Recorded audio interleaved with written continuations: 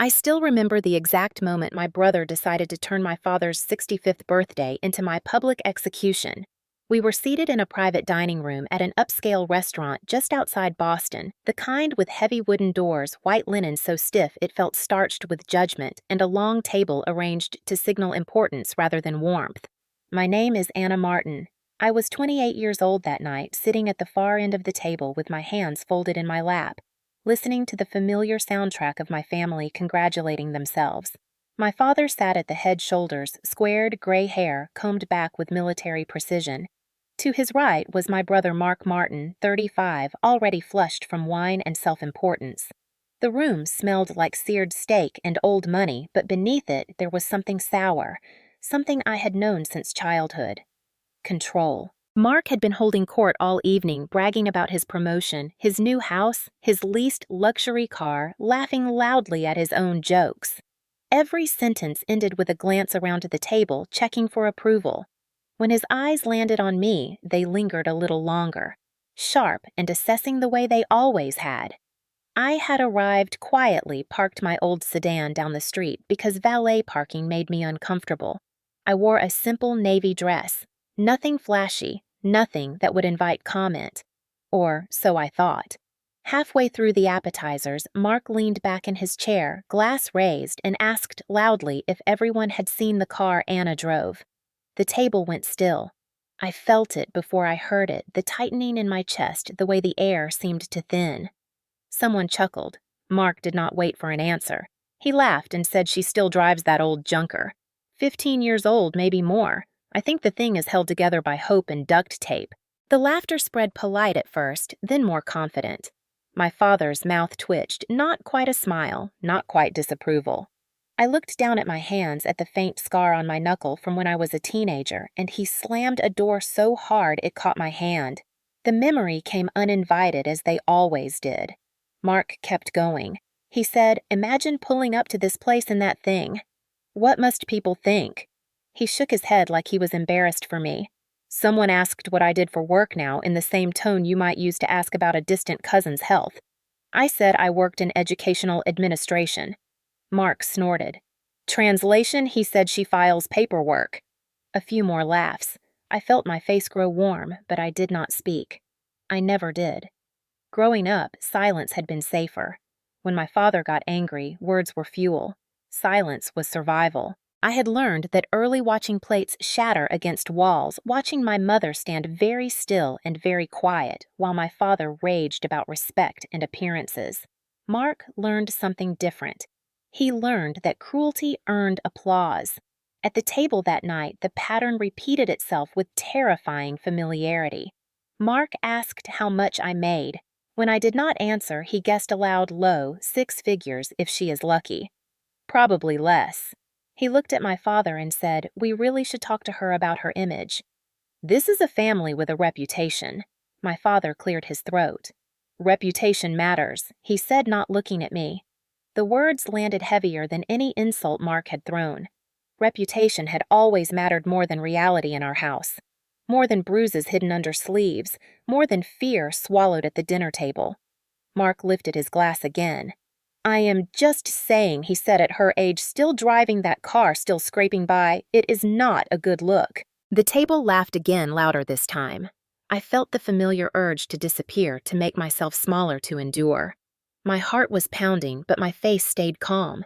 I nodded once like I agreed. Inside, something shifted. Not anger, not shame. Clarity. I thought about the envelope in my bag, the thick one I had checked 3 times before leaving my apartment. I had not planned to bring it out. I had told myself this night was about my father, that I could endure a few jokes, a few jabs. I had endured worse, but as Mark leaned forward and said, "Maybe she keeps that car because she knows it is all she deserves," something inside me hardened. I looked up for the first time and met his eyes.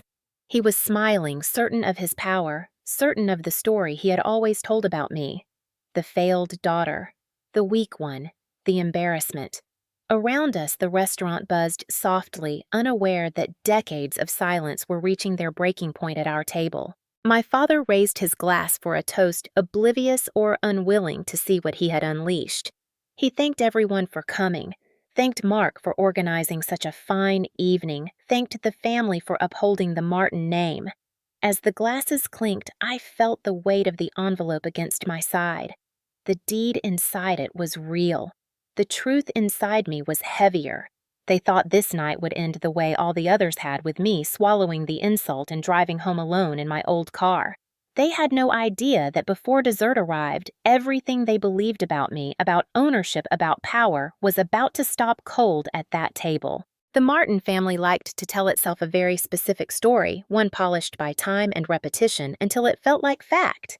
We were successful. We were respected. We were disciplined. What that story left out was the cost. I learned that cost early, long before I understood words like toxic or abusive. Back when fear was just something you lived with the way other families lived, with noise or clutter. My father, Richard Martin, built his authority the way he built everything else in his life, through control. Control of money, control of space, control of silence. When I was a child, the house felt large and echoing, not because it was big, but because everyone inside it learned to stay very still. My mother moved through rooms like she was afraid of waking something dangerous. She spoke softly, apologized often, and never contradicted him in public. In private, she would sometimes squeeze my hand too tightly, as if trying to pass me a warning without words. Mark, my older brother, by 7 years, learned quickly how to survive in that environment. He mirrored my father. He absorbed the rules and then enforced them on me with a cruelty that always came wrapped in laughter. If I cried, he mocked me. If I stayed quiet, he called me weak.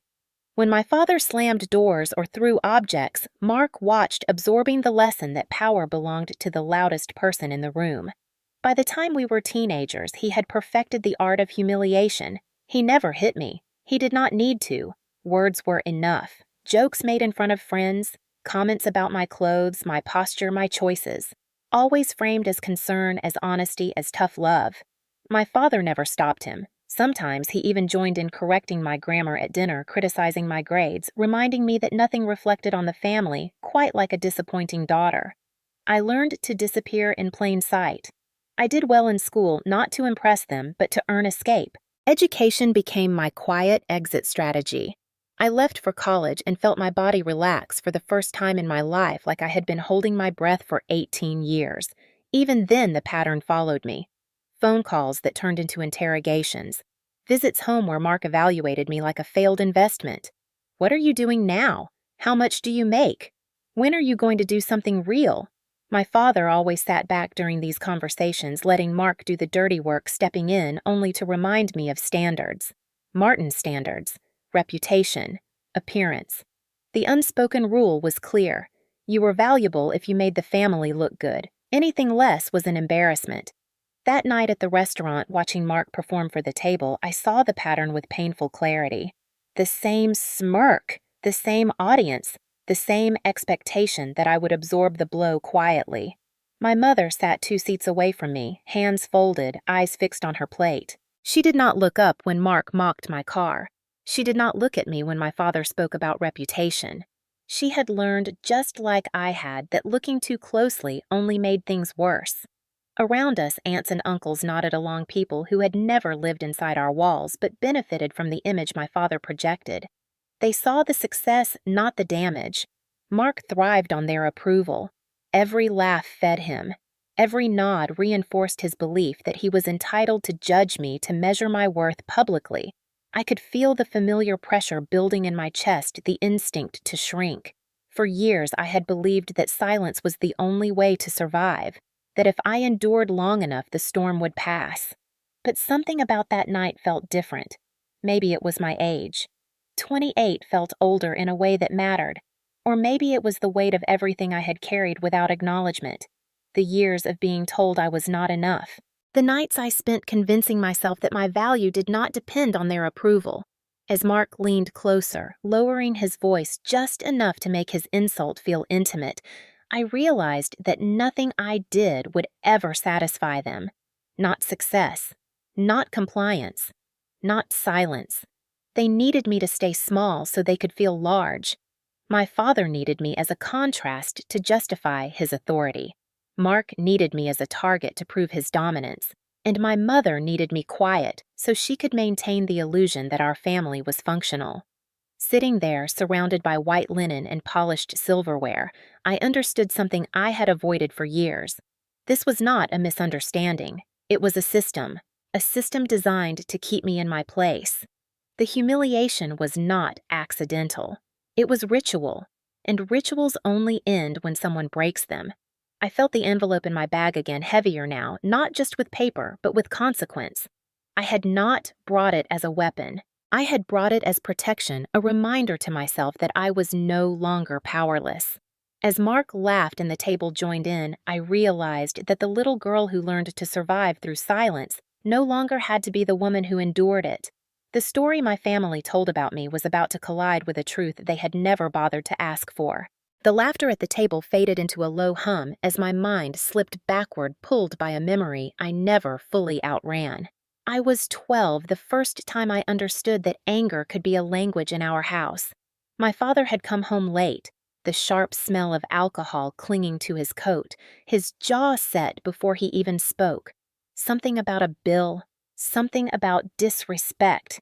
The details never mattered. What mattered was the storm. He slammed his briefcase onto the counter so hard the sound cracked through the kitchen like a gunshot. My mother froze. Mark smirked already, aligning himself with power. I stood near the doorway, too young to know where to put my hands. When my father shouted my name, it was not because I had done anything wrong. It was because someone had to absorb the pressure. He demanded answers I did not have, explanations I could not give.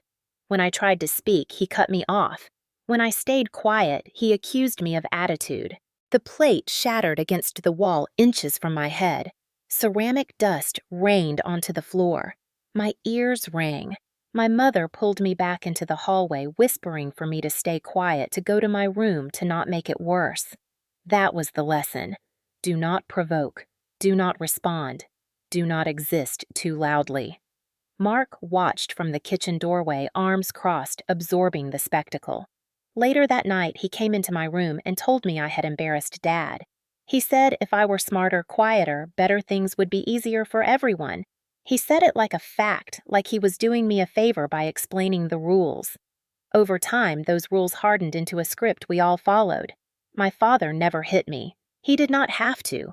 The threat lived in the air, in the way his voice dropped when he was displeased, in the way objects became weapons when words were not enough. The violence was in the unpredictability, in the constant vigilance. My body learned to read signs before my mind did. The shift in his shoulders, the tightening of his jaw, the silence before the explosion. At the restaurant decades later, I felt that same vigilance awaken. Mark was not throwing plates, but the pattern was identical. The baiting, the audience, the expectation that I would take it. When he leaned back in his chair and gestured toward me like I was an exhibit, I saw the boy who learned that cruelty earned safety. I saw the man who had never been told no. My father sat at the head of the table, carving his steak with slow precision, as if nothing unusual was happening. He did not look at me when Mark spoke. He did not intervene. He never had. That silence was its own form of violence. It told Mark that his behavior was acceptable. It told me that my discomfort was irrelevant. I glanced at my mother again. Her eyes flicked up for a split second, met mine, then dropped back to her plate. There was fear there, fear and something else. Regret, maybe. Or resignation. She had spent a lifetime choosing the path that caused the least immediate damage, even if it meant long-term harm. I did not blame her, not entirely. Survival teaches compromises. But I also knew that her silence had costs. It had taught Mark that no one would stop him. It had taught my father that his authority would never be challenged. And it had taught me that my pain was invisible. Mark raised his voice again, asking the table if anyone wanted to chip in to buy me a new car for Christmas. Laughter erupted. A cousin clapped. Someone made a joke about charity. My pulse pounded in my ears. The room felt too bright, too loud. For a moment, the old instinct surged. Apologize. Deflect. Make it stop. I imagined myself smiling weakly, making a self-deprecating joke, letting the moment pass. I had done it 100 times before. But then another memory surfaced, quieter, steadier. Me, sitting across from an attorney in a small office months earlier, hands shaking as I signed documents I had earned through patience and endurance. Me being told calmly that what was mine was legally mine, no matter who disapproved. Me realizing that power did not always announce itself with volume. Sometimes it arrived folded neatly inside an envelope.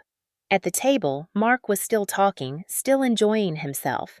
He said something about standards again, about how the Martin name deserved better.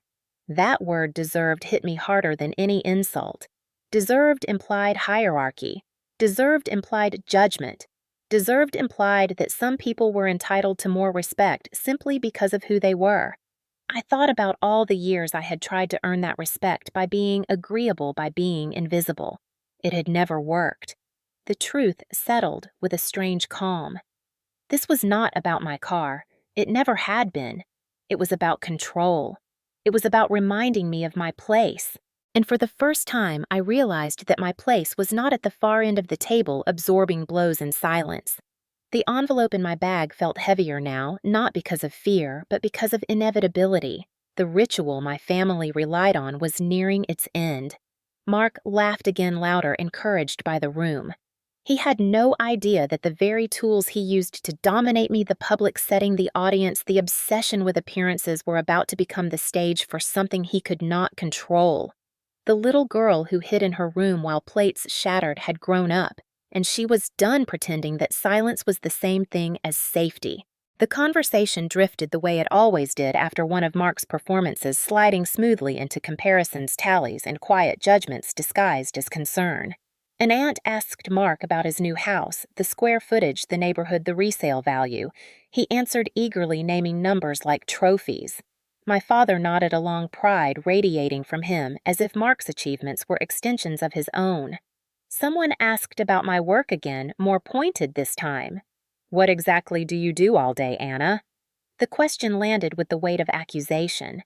I explained calmly that I worked with educational programs helping manage operations and compliance. Mark laughed under his breath and said she makes sure the forms are filed correctly. Very important work. Another laugh followed. I kept my eyes on my plate, counting my breaths the way I had learned to do years ago when tension filled a room and escape was not an option. My father set his fork down and said without looking at me that stability mattered. That at some point a person had to think about their future, about assets, about legacy. He paused, then added that living modestly was fine, but living small was a choice. The words stung because they were familiar. He had said versions of them my entire life, always implying that my choices reflected a lack of ambition rather than a different definition of success. Mark seized on the opening. He leaned forward and asked if I was still renting. When I did not answer immediately, he pressed. "Because if you are," he said, "that is just throwing money away. At your age, still paying rent, still driving that car." He shook his head, like he was genuinely disappointed. Someone murmured something about being able to help me look at listings. Another voice suggested I move closer to family so I would not struggle alone. The implication was clear. I was a problem to be managed. I felt the familiar tightening in my throat, the reflex to defend myself, to explain that I was not struggling, that my life was not a mistake. But explanations had never helped. They only invited more scrutiny, so I stayed quiet. Mark interpreted my silence as weakness. He always did. He gestured toward the window, toward the row of expensive cars parked along the street. "You know," he said, "when people see you pull up in that thing, they make assumptions. About all of us." He glanced at my father for reinforcement. "We worked hard to build a name. We cannot have it associated with failure." Failure. The word echoed in my head. It was one my father had used often, not just for financial shortcomings, but for emotional ones. Crying was failure. Disagreeing was failure. Wanting something different was failure. I remembered standing in the hallway as a teenager, listening to my father lecture me about gratitude, about how many people would kill to have what I had. "How dare you complain," he had said. "You have everything you need." That night at the restaurant, surrounded by polished surfaces and forced smiles, I understood that they still believed that narrative. That because I did not perform success the way they did, I must be lacking.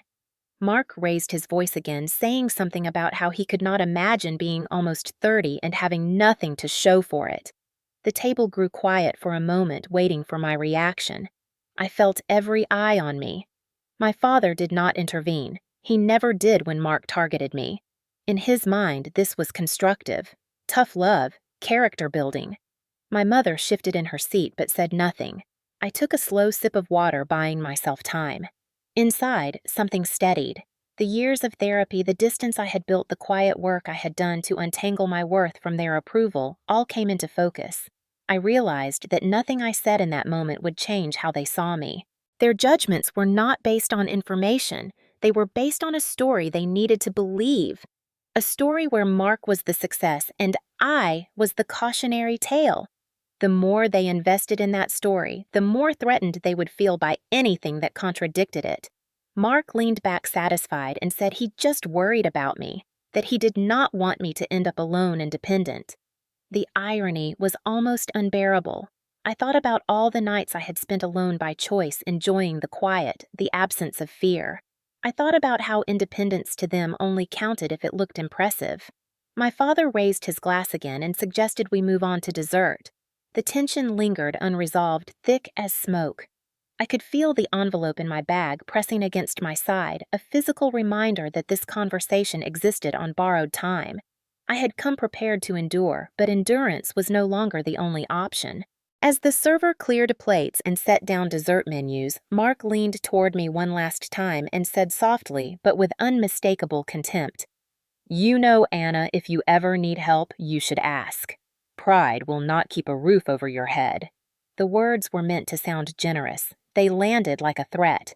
I looked up at him, then really looked, and saw not confidence but entitlement. He believed that because he had always had the upper hand, he always would. He believed the hierarchy at this table was permanent. As the server asked if we were ready to order, I folded my napkin carefully and placed it beside my plate. My hands were steady. The silence that followed felt different from the ones before. This time, it was not fear holding me quiet. It was intention. The story they were telling about me was about to meet something it could not dismiss. Dessert menus sat unopened in front of us, heavy cardstock embossed with gold lettering, the kind meant to signal indulgence and finality. The conversation shifted again, as if the moment had passed, as if Mark had not just reduced my entire life to a cautionary anecdote. My father discussed wine pairings with the server, his voice calm, authoritative, comfortable. He was a man who believed control was most effective when it looked effortless. Mark leaned back in his chair, satisfied, already scanning the room for his next audience. The others followed his lead, talking about vacations, investments, schools their children might attend. I existed at the edge of the table, present, but peripheral the way I always had. This was the role they assigned me. The quiet one, the one who absorbed, the one whose discomfort lubricated their sense of superiority. I listened, nodding occasionally, my body still, but my mind moving quickly. I thought about how carefully this night had been orchestrated. The private room, the guest list, the speeches. My father loved rituals because they reinforced hierarchy. Birthdays were not about celebration. They were about tribute. Mark had taken that structure and bent it into something cruelly efficient, using the setting to remind everyone, especially me, of where we stood. I wondered if he ever noticed how predictable it all was. The jokes, the concern, the offers of help that were really declarations of dominance. My therapist once told me that systems like this persist because everyone benefits except the person being harmed. Mark benefited from feeling powerful. My father benefited from order. The extended family benefited from aligning with the dominant narrative. Even my mother benefited in a way from not being the target. And I benefited from nothing except the illusion of peace. The server returned, asking if we were ready to order. My father waved him away, saying we needed a moment. He looked down the table and finally met my eyes. There was a flicker of irritation there, not because of anything I had said, but because my silence disrupted his sense of control. He asked if everything was all right. The question was not an invitation. It was a warning. I nodded once and said yes. He seemed relieved, as if the crisis had been averted.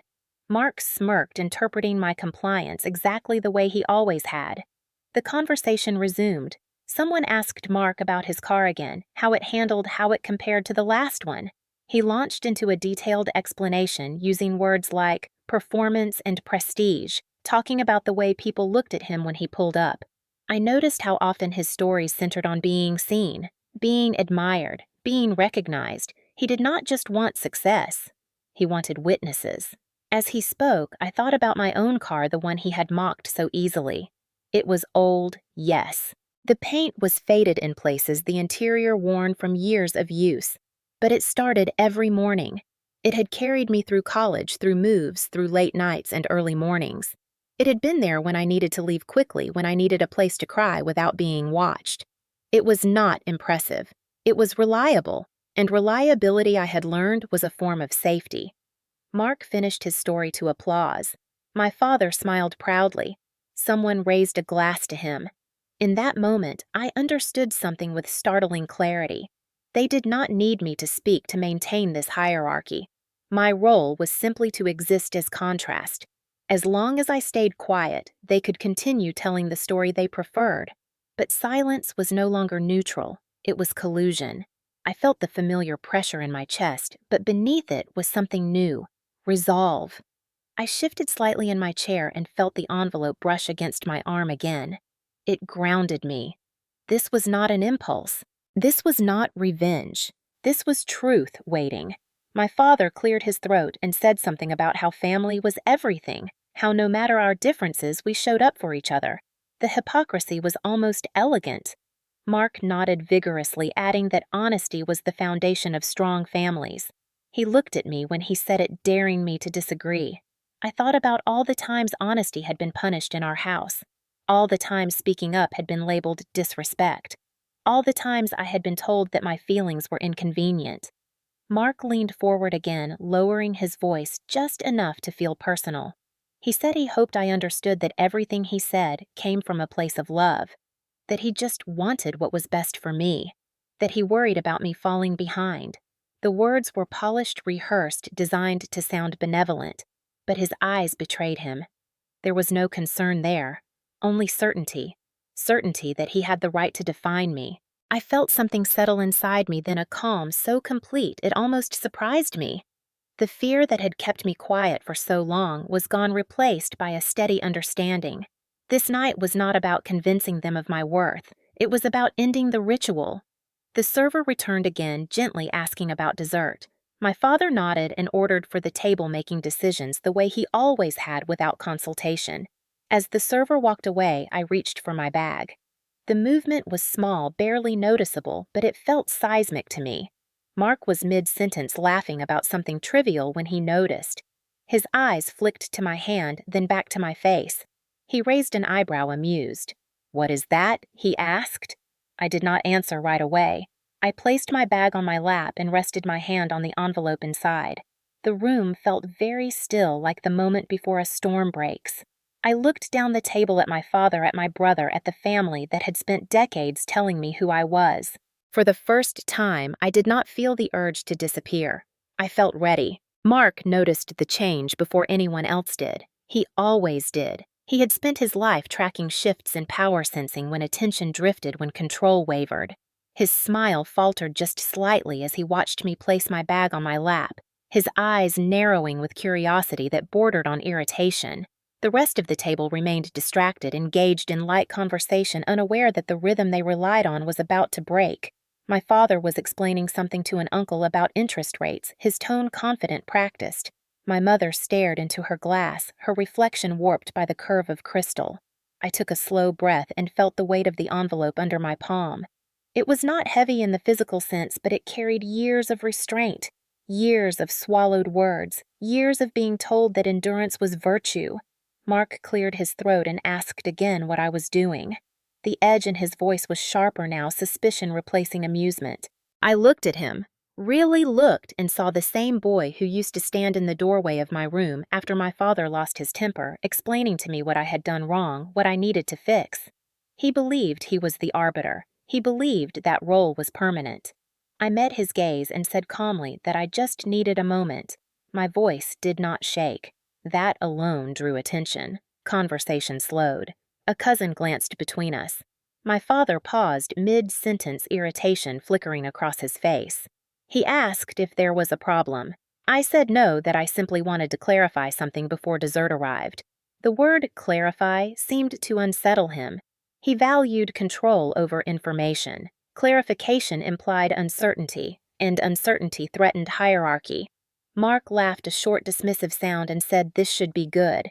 He leaned back, arms crossed, ready to enjoy whatever spectacle he assumed was coming. I slid the envelope out of my bag and placed it on the table in front of me. Not dramatically, not forcefully, just enough for it to be seen. The paper was thick, official, the kind that did not invite casual dismissal. The chatter at the table died. My father stared at the envelope, then at me, his jaw tightening. He asked what that was.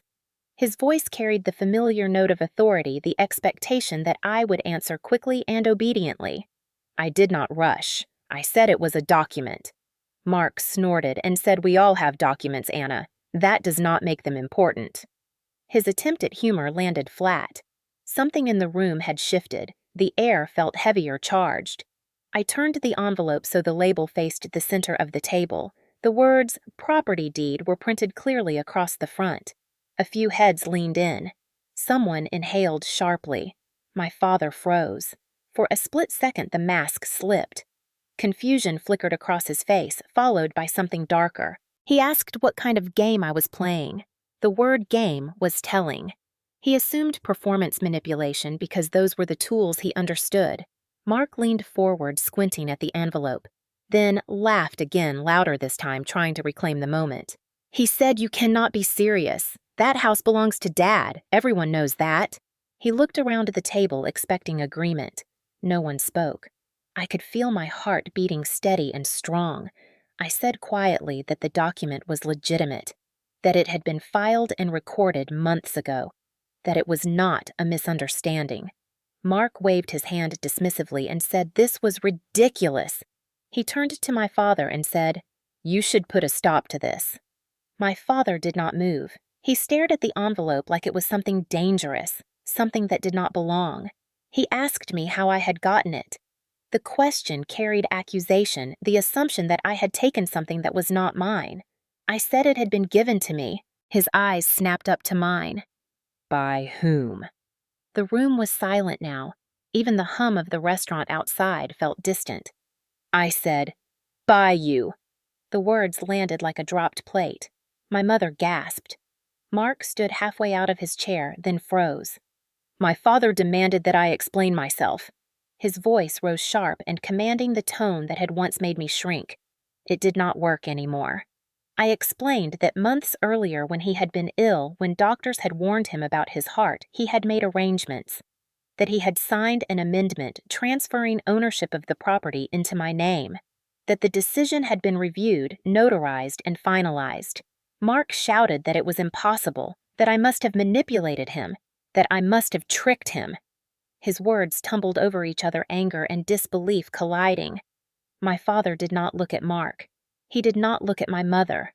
He looked at me, his face pale, his authority slipping. He asked why he would have done such a thing. The question was not genuine. It was an attempt to rewrite reality. I said he told me it was because I had been there, because I had handled the paperwork, because I had taken care of things quietly without asking for anything in return, because he trusted me. Mark slammed his hand on the table, the sound echoing in the private room. He said this was theft, that I was ungrateful, that I was trying to humiliate the family. His voice rose loud enough to draw glances from outside the room. The irony was almost unbearable. He accused me of the very thing he had been doing to me all night. My father told him to sit down. His voice strained. He reached for the envelope with trembling hands. When he pulled out the document and scanned the first page, his breath caught. The room held its breath with him. The deed was real. The signatures were real. The date was real. Whatever story they had been telling themselves about me, about ownership, about power, had just run into something immovable. And for the first time in my life, the truth was sitting on the table where everyone could see it. For a moment, no one spoke. The kind of silence that followed was not empty, but dense, heavy with recalculation. My father's hands shook as he held the deed, his eyes moving slowly across the page as if rereading it might change the outcome. Mark stood rigid beside his chair, face flushed, breathing hard. He looked around the table, searching for an ally, for someone to tell him this was a mistake, a joke, a misunderstanding. No one did. The power he was used to wielding through volume and confidence faltered in the presence of paper and ink. My mother reached out as if to touch my father's arm, then stopped herself, her hand hovering uselessly in the air. She looked at me, then really looked with something like fear and awe tangled together. I recognized that look. It was the same one she used to wear when my father's anger turned unpredictable.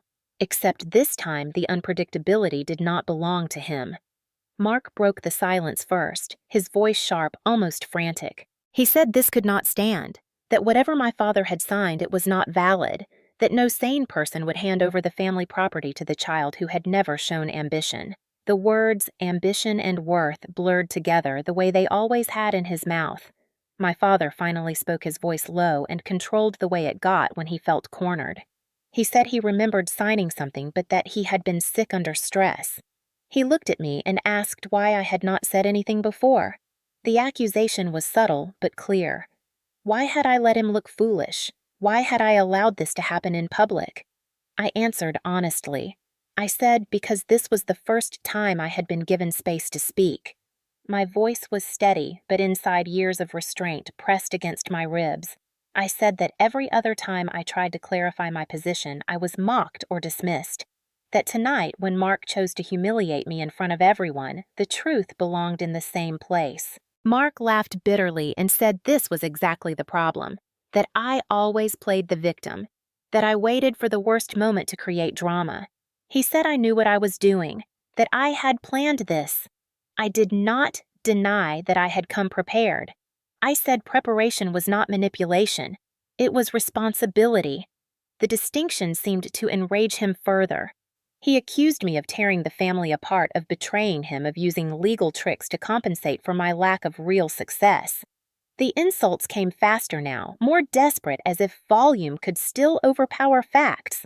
My father raised his voice, telling Mark to calm down, but the authority behind the command was thin. The structure he relied on had cracked. I could see it in the way he avoided looking directly at the deed, in the way his shoulders sagged just slightly. He asked me again why I deserved this. The question struck something deep. Deserved. It was the same word Mark had used earlier. I said quietly that I did not deserve it any more or less than anyone else. That it was not about deserving. It was about reality. I explained that when my father had been hospitalized, when the doctors warned him that stress could kill him, I had been the one who stepped in. That I handled the insurance calls, the bills, the logistics he hated. That Mark had been busy with his own life, his own priorities. Mark protested, saying he had been busy working. I did not argue. I simply stated that being busy did not negate absence. The room felt smaller, the walls closing in as the truth settled. My mother began to cry quietly, covering her mouth as if to contain the sound. She whispered my name, then stopped, unsure of what she was allowed to say. The extended family shifted uncomfortably, caught between loyalty and shock. These were people who had benefited from my father's narrative, who had never questioned the hierarchy. Now they were forced to witness its unraveling. Mark paced behind his chair, running his hands through his hair. He said this was not over, that he would challenge it, that he would take me to court. His words were sharp, but there was panic underneath. My father turned to him sharply and told him to sit down. The command carried more force than before, not because of confidence, but because of fear. Fear of losing what little control he had left. Mark did not sit. He looked at my father, then at me, and said I was enjoying this, that I had always wanted to humiliate him. The accusation was almost laughable. I said I did not enjoy any of it, that if enjoyment had been my goal, I would have spoken up years ago, that what I wanted was an end to the cycle. The word cycle hung in the air. My father asked what I meant. I said I meant the cycle of control and silence, the cycle of public success masking private harm, the cycle of Mark being allowed to hurt me because it was easier than confronting him. My voice did not waver, but my hands clenched beneath the table. Mark scoffed and said this was exaggerated, that our family was normal, that every family fought, the familiar minimization. I looked at him and said fighting did not include fear, that love did not require humiliation, that family did not mean swallowing harm to preserve appearances.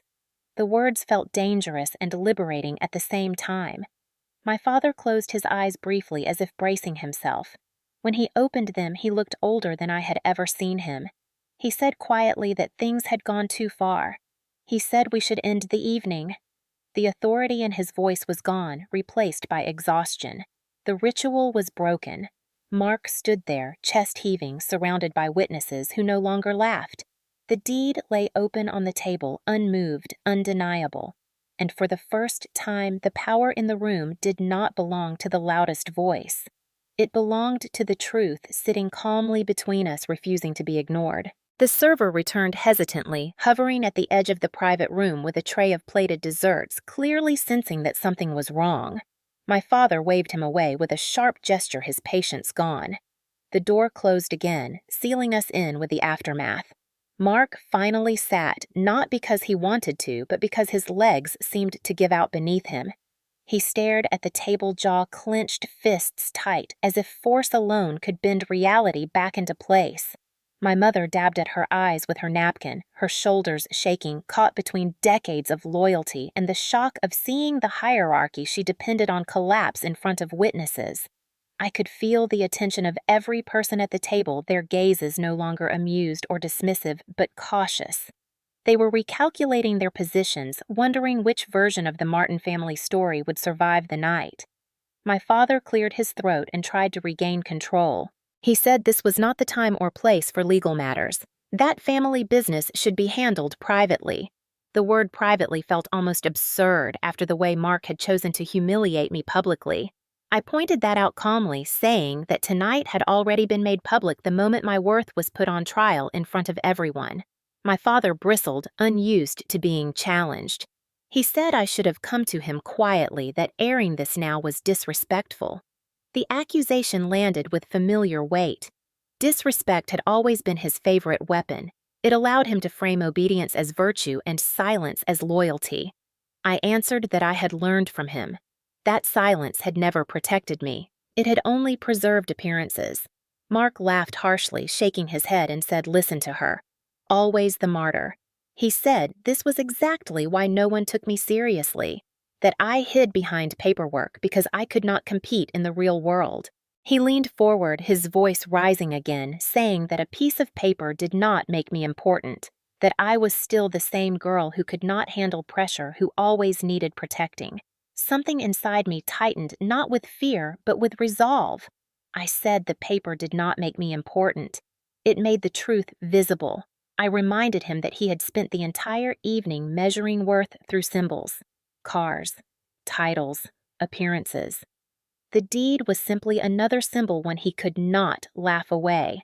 My father slammed his hand on the table, the sound echoing sharply. He told Mark to stop. The command startled everyone, including Mark. It was the first time my father had ever cut him off in public. The shift was subtle but undeniable. Mark stared at him stunned, then looked at me with something like betrayal. My father turned back to me and asked, his voice quieter now, what I intended to do. The question carried weight. It was not just about the property. It was about control. I said I had no intention of throwing anyone out, that the house was still their home for now. That ownership did not have to mean punishment.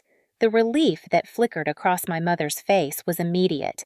Mark scoffed, saying I was pretending to be generous, that this was all an act. I ignored him and looked at my father instead. I said what I wanted was acknowledgement, not applause, not praise. Just the recognition that I was not the failure they had spent years defining me as. My father looked down at the deed again, his fingers tracing the edge of the paper. He said quietly that he had made that decision because he believed I was responsible, because I handled things without drama, because I did not demand recognition. The irony hung heavy in the room. Those qualities, the ones that had made me invisible for so long, were the same ones that had earned his trust. Mark exploded again, accusing my father of favoritism, of betrayal. He said he had sacrificed years for the family business, that he had upheld the Martin name, that he deserved the property. The word deserved again.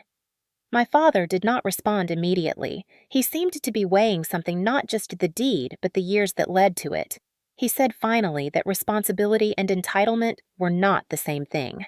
The words landed hard. Mark stared at him in disbelief, then turned to me, his face twisted with anger. He said this was not over, that he would fight it, that lawyers would tear this apart. His voice shook as he spoke, the bravado thinning. I told him he was free to try, that the deed had been reviewed thoroughly, that it had been recorded properly, that challenging it would only expose more than he might want exposed. The warning was not a threat, it was a fact. The room grew quiet again, but this time the silence was different. It was not charged with fear or anticipation, it was heavy with consequence. The extended family avoided eye contact, suddenly aware that they had been complicit in a narrative that no longer held. My mother reached for my hand, tentative, as if asking permission. I let her.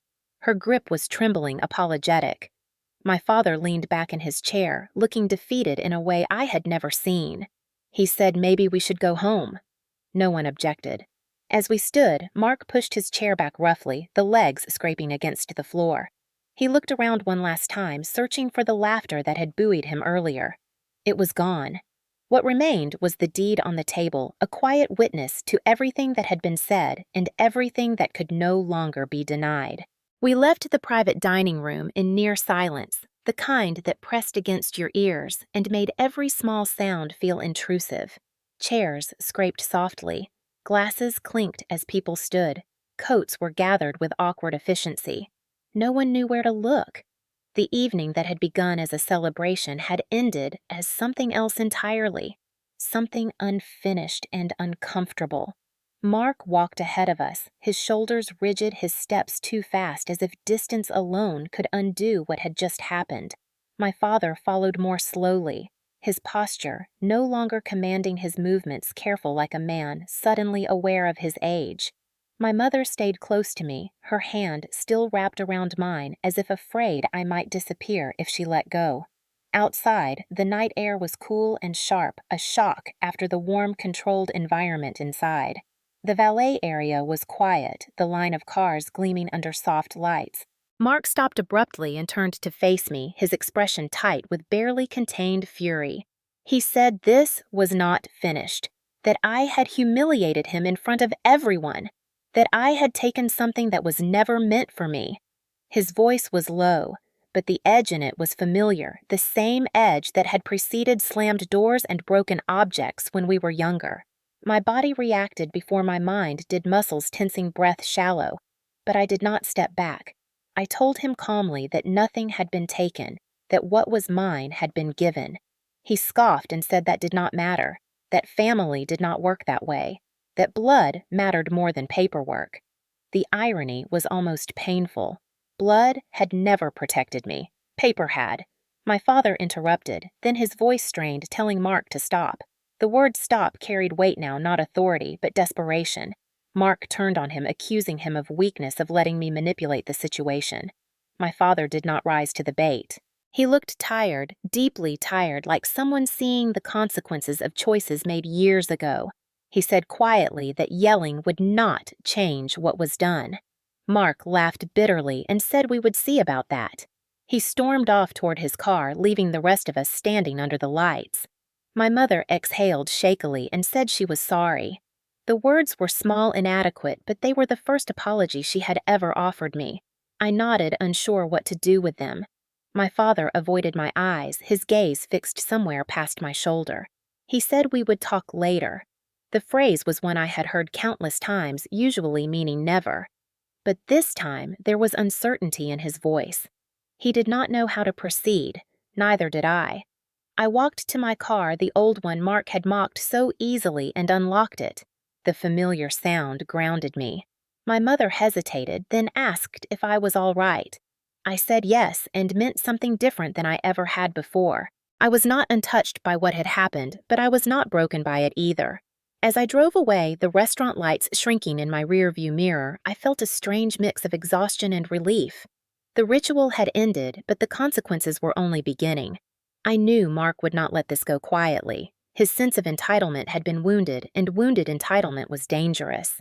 I also knew that whatever came next would be different. The truth had been spoken aloud, witnessed, recorded in more than just ink.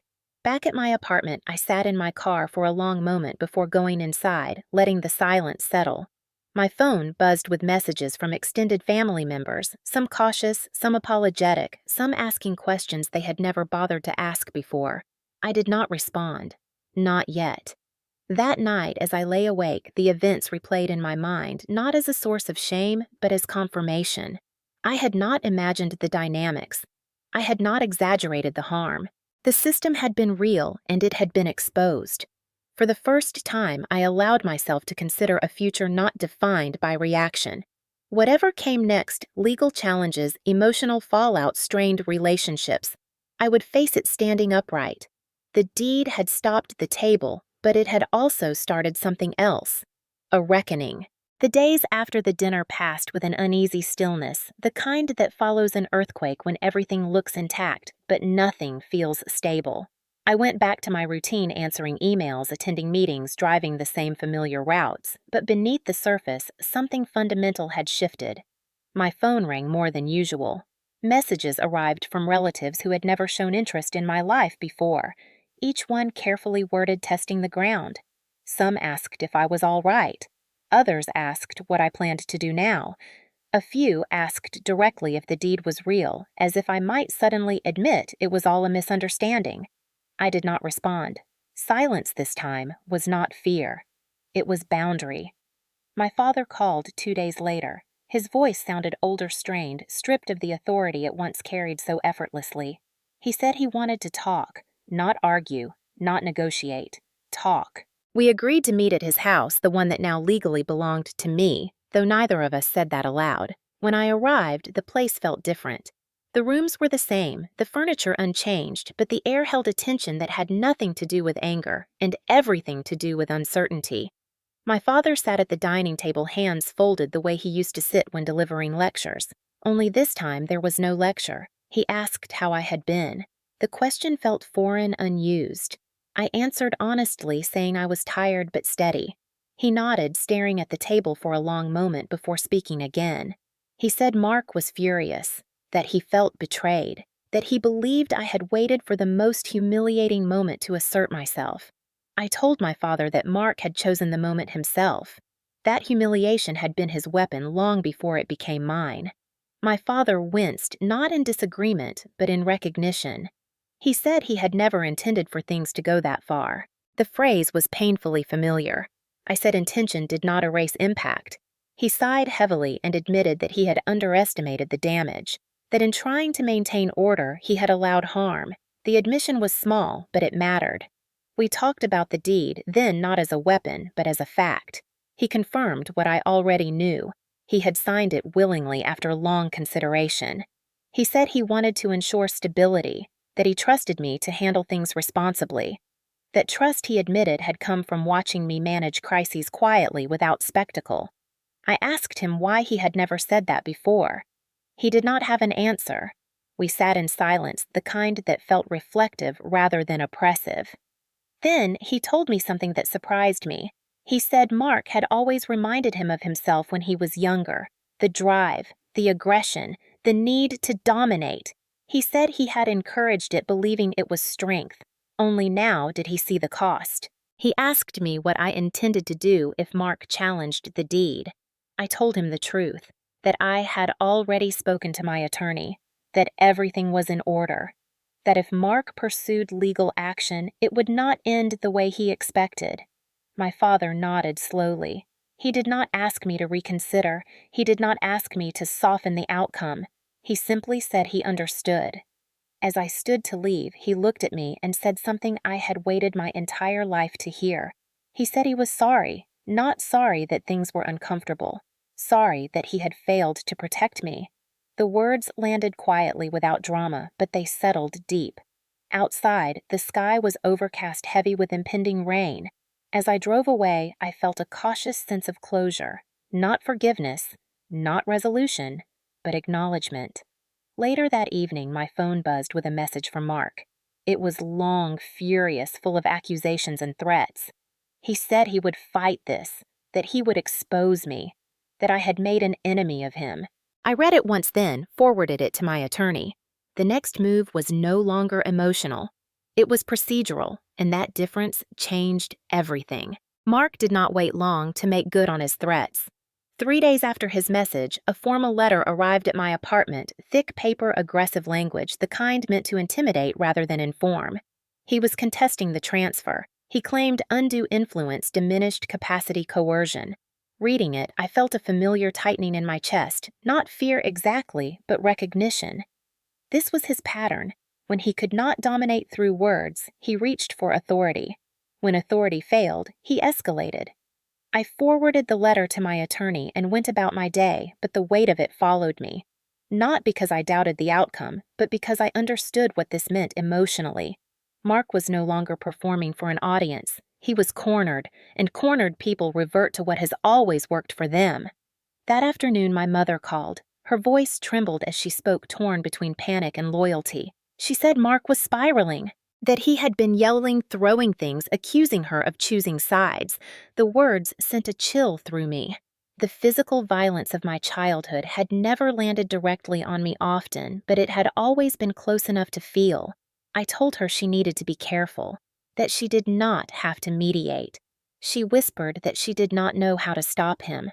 I said she did not have to, that she could leave if she needed to. The silence on the other end of the line was heavy. She said she would think about it. That night, I could not sleep. The legal challenge was expected. The emotional fallout was not. I replayed Mark standing in the valet area, his voice low and sharp, his body coiled with restrained rage. I had seen that posture before on my father on Mark on men who believed anger was a right. I reminded myself that I was not a child anymore. That distance existed now. Locks, boundaries, law. The next morning, my attorney called to walk me through the response. Calm, methodical, evidence-based. The deed was clean. The amendment was properly executed. Medical records supported capacity. There were witnesses. Mark had a case only in his imagination. Still, the process would take time. Time during which Mark would likely try to apply pressure wherever he could. As if on cue, he showed up at my work 2 days later. I was in a meeting when the receptionist called to say my brother was there and refused to leave. My heart pounded, but my voice stayed steady as I told her to ask security to escort him out. By the time I reached the lobby, he was already raising his voice, accusing me of hiding, of ruining the family, of stealing what belonged to him. People stared.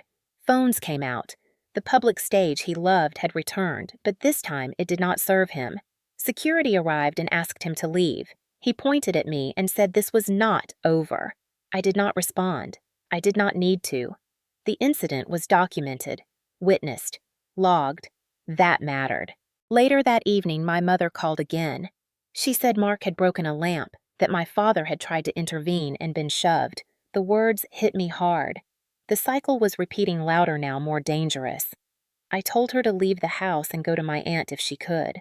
I told her to call the police if she felt unsafe. She cried and said she did not want to make things worse. I told her things were already worse. Silence had only delayed the damage. After we hung up, I sat alone in my living room, the quiet pressing in. I felt anger, then sharp and clean. Not at Mark alone, but at the years of normalization that had allowed this to grow unchecked. The legal fight was no longer just about property. It was about safety, about drawing a line that could not be crossed without consequence. The next day, my attorney filed a response and a separate motion, requesting a restraining order based on documented harassment and credible threats. It was not a decision I made lightly. Family ties complicate things. But blood had never protected me. Structure did. When the court date was set, I felt a strange sense of calm. Mark believed escalation would restore his power. He did not understand that the system he despised was designed to contain people like him. The table had been stopped by a deed. The cycle would be stopped by something stronger. Accountability. The courthouse smelled faintly of disinfectant and old paper, a neutral space built to absorb conflict without reacting to it. I sat on a hard wooden bench outside the courtroom, hands folded, breathing slow and deliberate. My attorney stood beside me, calm, prepared, flipping through a folder thick with exhibits. Across the hallway, Mark paced like a caged animal, jaw-tight, shoulders tense, speaking in sharp bursts to his lawyer. He looked smaller here, stripped of the audience and the setting that had always amplified him. There were no white tablecloths, no approving relatives, no hierarchy to hide behind. Just procedure. When the clerk called our case, the sound echoed down the hall, crisp and final. Inside, the judge listened patiently as my attorney laid out the facts. The deed, the amendment, the timeline, the medical records confirming my father's capacity, the notarization, the recording, each piece clicked into place with methodical precision. Mark's attorney argued undue influence, painting me as manipulative, suggesting I had exploited a moment of weakness. I listened without reacting, recognizing the familiar pattern of blame inverted. When it was my turn to speak, I did not defend my character. I did not recount my childhood. I answered the questions asked clearly and concisely. Where was I during my father's illness? What tasks did I handle? Who else was present? Facts did not require embellishment. Mark interrupted twice, his voice rising, insisting the process was unfair. The judge warned him once. The second time, the warning carried weight. Control in this room did not respond to volume. Then came the restraining order hearing. My attorney presented the messages, the letter, the incident at my workplace, the report from security, the statement from my mother about the broken lamp and the shove. The judge's expression tightened slightly as the pattern became clear. Mark's lawyer objected, arguing family conflict did not equal threat. The judge disagreed. Threat was measured by behavior, not intention. Mark took the stand and spoke at length, framing himself as the wronged party, accusing me of provocation, of manipulation, of tearing the family apart. As he spoke, I saw the performance for what it was. He was not explaining. He was auditioning. The judge asked him directly if he had shown up at my workplace uninvited. He said yes. Asked if he had sent the messages. He said yes. Asked if he had broken objects in the home during confrontations. He hesitated, then said emotions ran high. The judge nodded once and said emotions did not excuse intimidation. The order was granted. Temporary at first, pending further review. Mark was instructed to stay away from me, my home, my workplace. The words landed with an audible finality. For the first time, his behavior had a boundary that did not bend. Outside the courtroom, Mark exploded, shouting about injustice, about betrayal, about how I had turned the system against him. His lawyer grabbed his arm, urging him to stop. A bailiff stepped closer. Mark went quiet, his face flushed with disbelief. He had expected chaos to serve him. It had not. My attorney guided me away, already discussing next steps, timelines, contingencies. The process continued steady and impersonal, a stark contrast to the emotional storms I had grown up navigating. Later that afternoon, my father called. His voice was subdued, careful. He said Mark had been served with the order, that the house felt unsafe, that my mother had packed a bag and gone to stay with my aunt. The news settled heavily in my chest. This was the consequence no one wanted to name. Silence had not kept the peace. It had delayed the rupture until it became unavoidable. My father asked what would happen now. I told him the truth, that the court would decide the legal dispute, that the restraining order would be reviewed, that Mark would have to choose how he responded to limits. He was quiet for a long moment, then said he had never imagined it would come to this. I said I had, for years. That night alone in my apartment, I sat by the window and watched the city lights flicker on. The adrenaline had faded, leaving behind a deep, steady tiredness. But beneath it was something else. Relief. Not because the conflict was over, but because it was contained. The rules were clear, the consequences defined. The child who learned to survive by predicting explosions no longer had to live in that uncertainty. The law did not care about family narratives or reputations. It cared about evidence. And evidence quietly and consistently was on my side. The weeks that followed settled into a strange rhythm. one shaped by schedules and filings instead of outbursts and fear. The restraining order changed the temperature of everything. Mark could no longer storm into my space or dominate conversations with sheer force. Distance did what pleading never had. My mother stayed with my aunt, calling me every few days in a voice that sounded lighter than I remembered. She spoke about small things at first: the garden, the quiet, the relief of not walking on eggshells. Then, one afternoon, she told me she had slept through the night for the first time in years. The words landed softly but carried enormous weight. My father moved through the house alone, surrounded by rooms that suddenly felt too large. He called me occasionally, not to argue, but to ask practical questions. How to handle utilities, where documents were stored, things he had always delegated but never acknowledged. Each call felt like a subtle shift, an unspoken recognition that the old hierarchy no longer functioned. Mark, on the other hand, reacted exactly as I had expected. He filed motions. He sent messages through his attorney accusing me of overreach. He framed the restraining order as a personal attack, evidence of my vindictiveness. The language was familiar. When control is lost, entitlement reframes accountability as cruelty. My attorney responded calmly, attaching timelines and evidence. The court dates stacked neatly on the calendar, each one a reminder that this conflict now belonged to a system larger than any one person. One afternoon, my father asked if we could meet. We chose a neutral place, a small cafe with plain tables and no private rooms. The absence of ceremony felt intentional.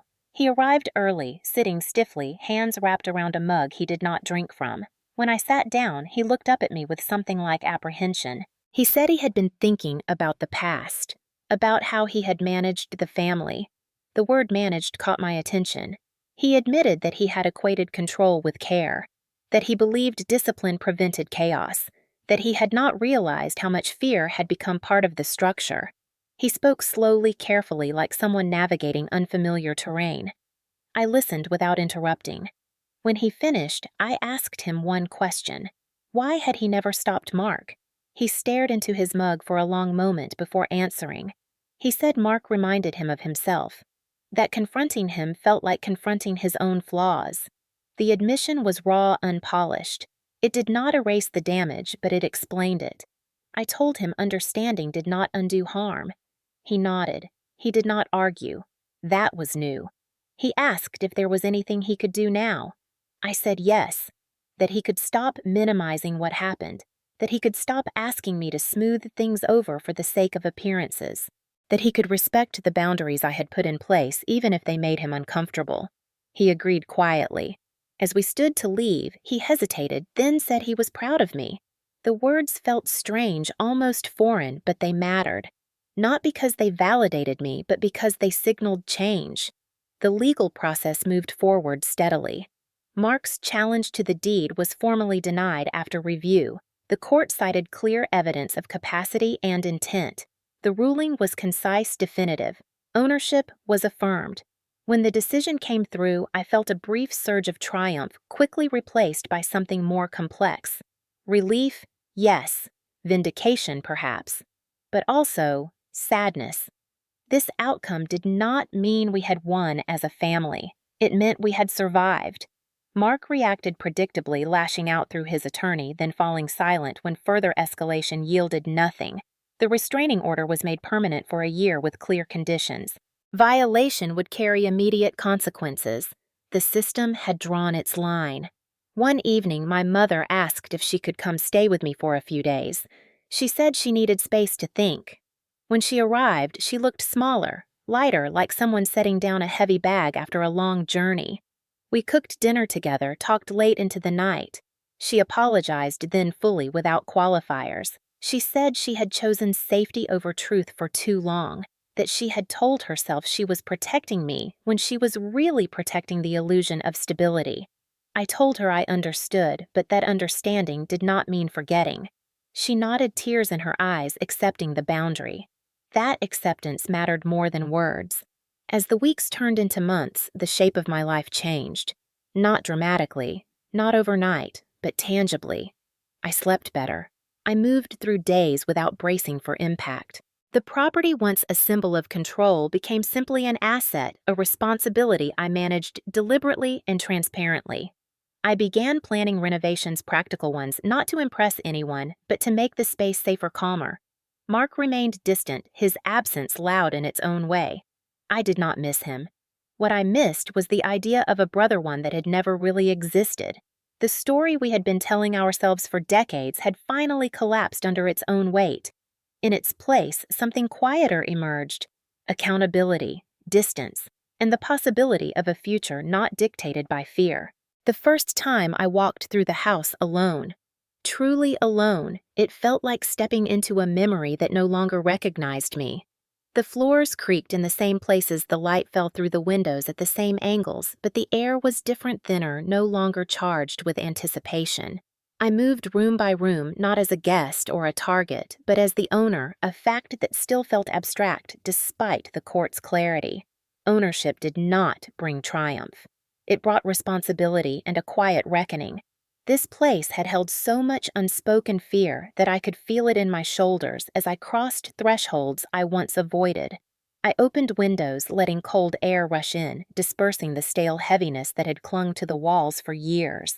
In the living room, I paused in front of the spot where a lamp had shattered during Mark's last outburst. The mark on the wall was still faintly visible, a ghost of impact. I took photos, documented it, not for leverage but for closure. Evidence mattered. It always had.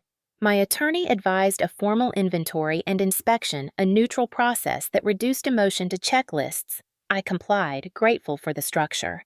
Systems had given me what family never did: clarity. As the days passed, decisions replaced dread. Utilities were transferred, insurance updated, contractors scheduled. Each administrative task chipped away at the old narrative that I was incapable, irresponsible, unworthy. The work was not glamorous. It was steady. That steadiness became a balm. My mother stayed with me, intermittently cautious not to overstep, learning how to exist without constant crisis management. We talked about boundaries like they were a new language, halting at first, then more fluent. She began therapy. She told me she felt guilty for how calm she was becoming. I told her guilt often arrives when chaos leaves. Mark remained silent until he was not. One evening, my attorney forwarded a message from his counsel, a thinly veiled attempt at mediation that framed compromise as peace. I read it carefully, noting the absence of accountability, the refusal to name harm. I declined, through counsel stating conditions plainly: no contact, compliance with the order, therapy, and documented anger management if he wanted any future reconsideration. The response was predictable outrage followed by nothing. Silence this time was compliance. The court date to review the restraining order approached, and with it a familiar tension. I prepared the way I had learned to prepare for storms, by anchoring myself to facts: logs, timelines, witness statements. I did not rehearse speeches. I reviewed evidence. In court, Mark appeared diminished, his posture guarded, his bravado replaced by irritation at being constrained. The judge reviewed compliance and extended the order with clear warnings. Mark did not interrupt. He had learned, at least in this room, that volume did not equal power. Outside, my father waited. He looked at Mark, then at me, then stepped back. The choice was small but meaningful. He did not ask me to fix anything. He did not ask me to be generous. He let the consequence stand. Afterward, my father asked if we could talk. We walked through a park, neutral ground again. He said he was selling his share of the family business and stepping back. He said the image had cost too much. The admission felt late but real. I did not celebrate it. I acknowledged it.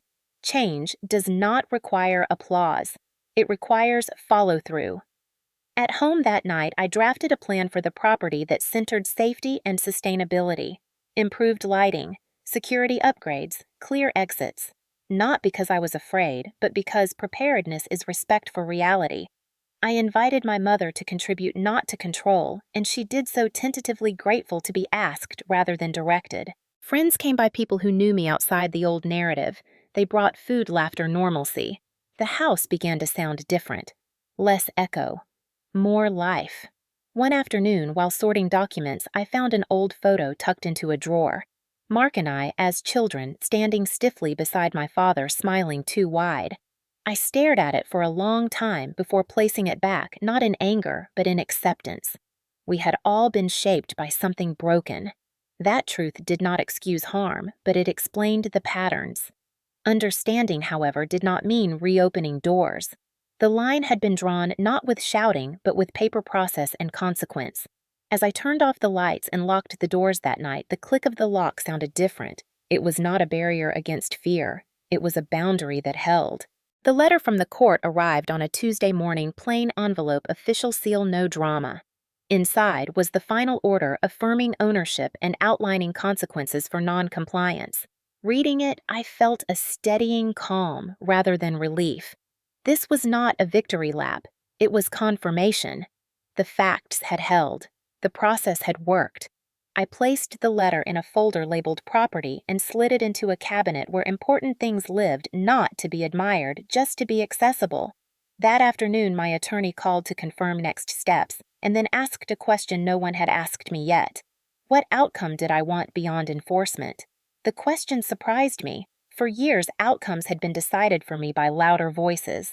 I took a moment before answering. I said I wanted safety to be permanent, not provisional. I wanted accountability to be measurable, not performative.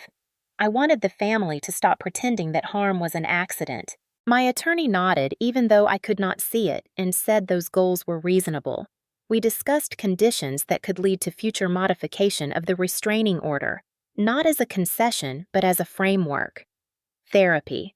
Verified compliance. Time. Structure again, doing what emotion never could. That evening, my mother told me she had decided to file for a legal separation. She said it quietly, like someone afraid of startling a sleeping animal. I did not react immediately. The weight of the words settled slowly. She said she had realized that peace should not require vigilance, that love should not require minimizing fear. I told her I supported her decision, whatever form it took. She cried, not from panic this time, but from release. We sat together on the couch, hands wrapped around mugs that had gone cold, listening to the hum of a house that no longer braced itself for impact. Days later, Mark tried to breach the boundary. Not directly, indirectly. A mutual acquaintance reached out suggesting a conversation, a reconciliation, a fresh start. The language was polished, careful, designed to sound reasonable. I declined through counsel reiterating conditions in writing. No contact, compliance, accountability. The acquaintance did not reply. The attempt evaporated. That was the pattern now. Efforts to bypass structure failed because structure did not negotiate with charm. At work, my focus sharpened. Without the constant drain of anticipation, I found myself present in a way I had never been before. Decisions came easier. Sleep came deeper. I scheduled an appointment with a therapist I trusted and talked openly about the parts of my past I had learned to edit. Naming things accurately changed their size. Fear shrank. Shame loosened its grip. The story of my life began to feel like mine, not a reaction to someone else's moods. My father called occasionally, more cautious than before. He asked if I needed anything. I answered honestly. Sometimes the answer was no. Sometimes it was yes. The difference was that my answers were no longer tests. He respected them. That respect was new. It did not erase the past, but it made the present workable. One afternoon, I met with a contractor to discuss renovations. We walked through the house marking improvements with blue tape, better locks, clear sight lines, safe storage. The work was practical, unglamorous, deeply satisfying. Each decision was a small assertion of agency. This space would not be a stage for dominance again. It would be functional, calm, predictable. Predictability, I had learned, was kindness. As the months progressed, the extended family adjusted. Invitations arrived without pressure. Some relationships cooled, others warmed unexpectedly. People who had once laughed at Mark's jokes now avoided his name. Not out of courage, but caution. I accepted that. Accountability often begins as inconvenience. One evening, my mother asked me what I planned to do with the car everyone had mocked. I smiled and said I would keep it. It still ran perfectly. It still reminded me that reliability mattered more than spectacle. She nodded, understanding more than she used to. Before bed, I reviewed the calendar. Court check-ins, therapy appointments, contractor timelines. The structure felt grounding. The chaos that once defined my family no longer dictated my nervous system. When I turned off the light, the quiet that followed was not fragile. It was earned, and in that quiet, I understood something simple and profound. Justice was not loud. It did not require humiliation. It arrived through clarity boundaries and the courage to stop performing the role assigned to you. The first holiday after everything happened arrived without ceremony. No invitations embossed with gold. No forced smiles around long tables.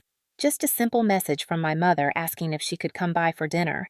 I said yes and meant it without hesitation. We planned something small intentional.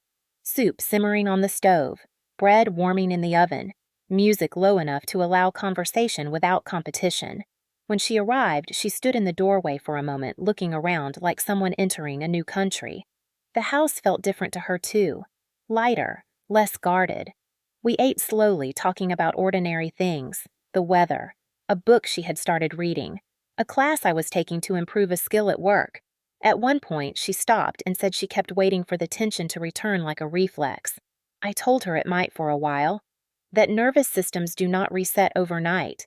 She nodded, relieved to hear honesty instead of reassurance. After dinner, we washed dishes together. It felt symbolic in a way I did not comment on. Shared work without hierarchy. Shared silence without fear. Later that evening, my father called. He did not ask to come over. He asked how we were. The question still surprised me.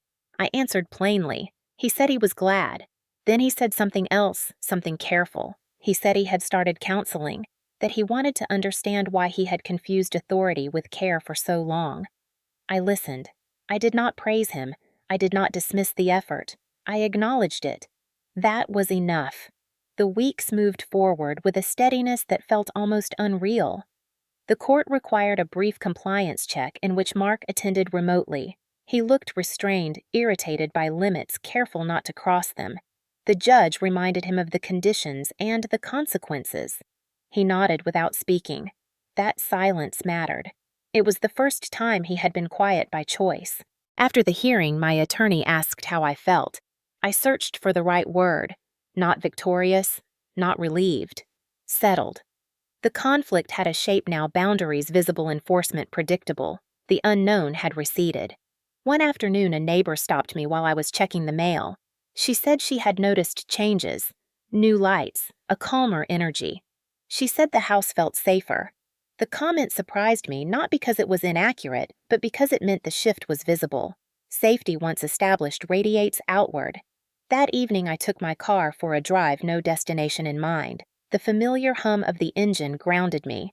At a stoplight, I caught my reflection in the rearview mirror and barely recognized the ease in my own face. The constant vigilance had softened. I was not scanning for threat. I was present. Back home, I organized paperwork, a habit that once felt compulsive but now felt practical. Documents had places. Processes had timelines. The structure was no longer a shield. It was a foundation. I thought about how often people mistake chaos for passion control, for strength. How families confuse endurance with loyalty. None of that felt convincing anymore. In therapy, I talked about the guilt that surfaced in quiet moments. The guilt of having changed the rules, of having forced consequences. My therapist reminded me that guilt often follows growth, especially when growth disrupts a system that depended on your compliance. Naming that helped. The guilt passed more quickly each time. Another message arrived through counsel from Mark's attorney, brief and procedural, confirming compliance with the order. No apology, no accountability, just adherence. That was enough. Accountability does not require remorse to function. It requires limits. My mother moved into her own apartment a month later. Small, bright, quiet. We helped her choose furniture that suited her, not the image of a family she had spent decades maintaining. She laughed more there, spoke more freely. The change was not dramatic, but it was real. One night, sitting on my couch, she said she was proud of me. Not for the deed, not for the court, for refusing to disappear. The words settled gently, not like a correction, but like recognition. I accepted them without deflection. Before bed, I stepped outside and looked at the house from the street. The lights glowed warmly. The doors were locked. The space held. I thought about the dinner where everything had cracked open. The jokes, the humiliation, the certainty with which they had defined me. That certainty was gone. In its place was something sturdier. A life shaped by intention, not reaction. The story no longer belonged to the loudest voice in the room. It belonged to me. The consequences settled fully into view when the noise finally stopped. Without Mark's constant orbit, the family dynamic did not heal so much as reveal its true shape. There were gaps where domination had once filled space. Awkward pauses where people used to defer. At first, those gaps felt uncomfortable. Then, they felt honest. My father adjusted unevenly, sometimes slipping into old habits, sometimes catching himself mid-sentence and choosing a different tone. Change rarely moves in straight lines. What mattered was that the old script no longer ran automatically. One afternoon, he asked if I would join him to review the finances tied to the property. The request was practical, not performative. We sat at the kitchen table with spreadsheets and statements discussing maintenance costs, taxes, timelines. He did not take over. He asked questions. He listened. The simple act of collaboration felt revolutionary. It did not erase the past, but it demonstrated a future that did not depend on fear. Mark remained absent, his presence reduced to formal updates and required compliance. Through counsel, he attempted to reframe events as mutual misunderstanding, a cooling-off period, a chance to reset. The language was telling. Reset implied returning to a previous state. I declined again, clearly and consistently. Progress does not mean repetition with better manners. It means different rules. The restraining order held. So did my resolve. My mother flourished in small ways that mattered. She painted her apartment a color my father had always dismissed as impractical. She joined a walking group. She stopped apologizing for taking up space. Watching her was bittersweet. I grieved the years she had spent shrinking, even as I celebrated the woman she was becoming. Grief and relief coexisted without canceling each other out. At work, a promotion came quietly, based on performance rather than proximity. The recognition felt earned, not extracted. I accepted it without the familiar urge to minimize. I had learned that visibility did not have to invite harm when boundaries were in place. One evening, an extended family member reached out to apologize for laughing at the dinner. The message was brief, sincere, unadorned. I thanked them and did not reopen the past. Accountability, when genuine, does not require punishment. It requires acknowledgement and change. Not everyone offered that. I did not chase it. In therapy, I talked about the fear that still flared when voices rose even in benign settings. The body remembers faster than the mind forgives. We practiced grounding, naming the present, the floor beneath my feet, the door locked behind me. Safety became something I could locate, not something I hoped for. That skill changed how I moved through the world. One night, I dreamed of the dinner table again, but this time the chairs were empty. The white linen was gone. The room was just a room. I woke with a sense of release. Symbols lose their power when the meaning behind them dissolves. Weeks later, the court issued a compliance report noting no violations. The language was sterile, impersonal. I appreciated it. Drama thrives on attention. Resolution thrives on consistency. My attorney congratulated me and then closed the file. Closure arrived not with fireworks, but with a calendar cleared of dates. I took the old car in for maintenance listening as the mechanic explained what it needed to keep running reliably. Preventive care, he called it. I smiled at the phrase. Prevention had become my guiding principle. Back at the house, renovations finished quietly, lights installed, locks upgraded, spaces opened. The place no longer felt like a monument to control. It felt like a home designed for living. I hosted a small gathering friends who knew me without the family mythology. Laughter filled rooms that once held tension. The sound was different, lighter, unforced. As the evening wound down, I stepped outside to breathe in the cool air. I thought about how quickly power evaporates when it relies on fear and how enduring strength builds through clarity and care. The deed had stopped the table, yes, but the real shift came from what followed. Boundaries enforced, patterns interrupted. Consequences accepted. I returned inside and turned off the lights one by one, moving through the house without bracing for anything. The quiet that remained was not fragile. It was stable. And for the first time, that stability felt like something I could trust. The last formal consequence arrived quietly without spectacle, which felt appropriate given how much noise had once dominated our lives. The court issued its final notice confirming ongoing compliance and closing the monitoring phase. No violations, no incidents. The language was plain procedural, almost anticlimactic. I read it twice, then placed it in the same cabinet as the deed and the earlier orders, not as a trophy, but as a boundary made permanent by record. This was what justice looked like in real life. Not vindication shouted from a podium, but limits that held even when no one was watching. My father adjusted to the new reality in ways that were uneven but real. He stopped asking me to smooth things over. He stopped hinting that time would fix everything if we just moved on. Instead, he asked practical questions and accepted practical answers. When he disagreed, he said so without raising his voice. When he was wrong, he corrected himself. The changes were small, sometimes clumsy, but they accumulated.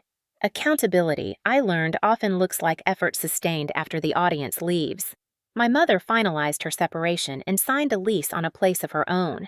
On moving day, she laughed when the couch did not fit through the door and then laughed harder when we figured it out together. The sound startled both of us. Laughter had once meant relief after danger passed. Now it meant ease. That difference mattered. Mark remained absent by choice and by order. Through counsel, he acknowledged the conditions and confirmed continued compliance. There was no apology. There was no reconciliation. There was distance. Distance was not cruelty. It was containment. The family adjusted to that absence, some with discomfort, some with quiet relief. Holidays were smaller. Conversations were calmer.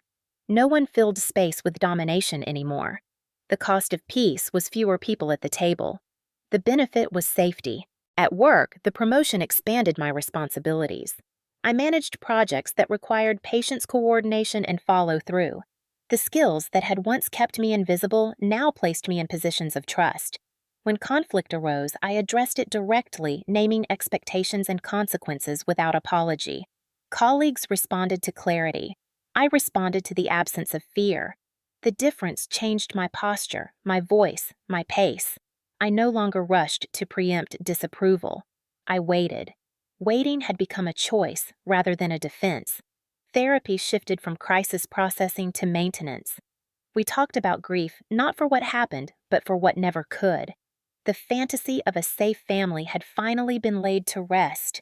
In its place was something sturdier, a chosen network, boundaries that did not wobble, a sense of self not contingent on approval. Grief did not undo progress, it integrated it. One afternoon, an extended relative asked if I regretted how public everything had become. The question was careful edged with curiosity. I answered honestly. I regretted the harm that made it necessary.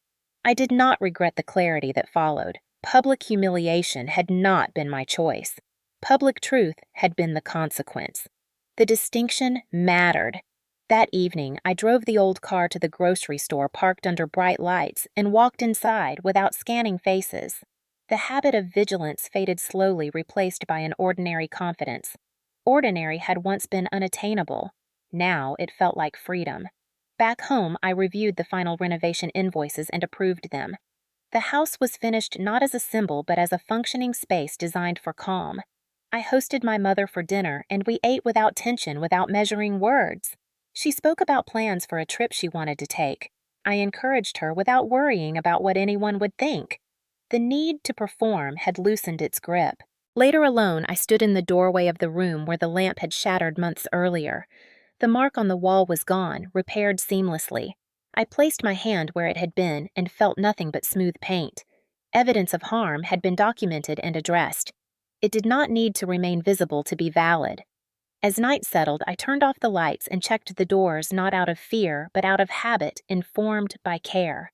The boundaries held, the systems held, the quiet held. I thought back to the dinner, to the moment the deed stopped the table. That moment mattered, but it was not the ending. The ending was this. A life shaped by consequence rather than control, by clarity rather than fear, by the steady understanding that dignity does not need an audience to exist and safety does not require silence to survive. The real aftermath did not arrive with headlines or apologies. It arrived in how people behaved when they thought no one was keeping score.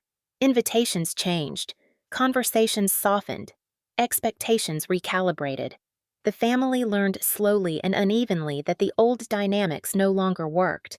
When someone raised their voice, the room did not freeze. When a joke crossed a line, it did not earn laughter.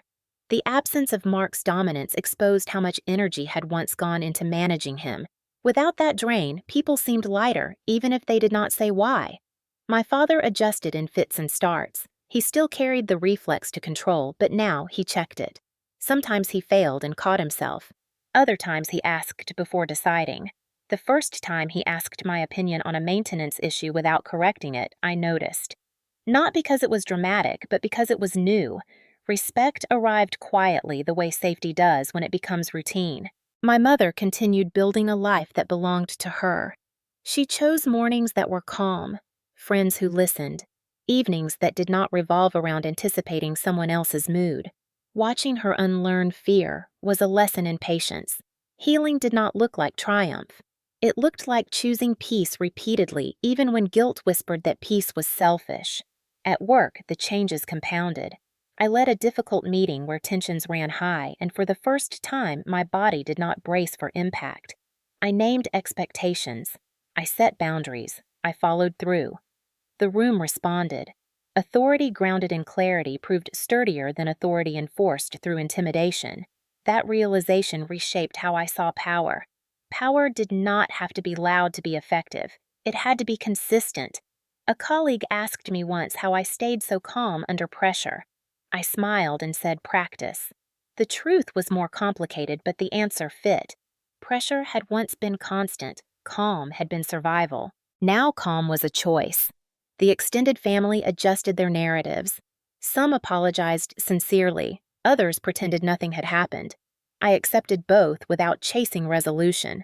Closure did not require unanimity. It required integrity. When people asked about Mark, I answered plainly. We were not in contact. There was no story to soften.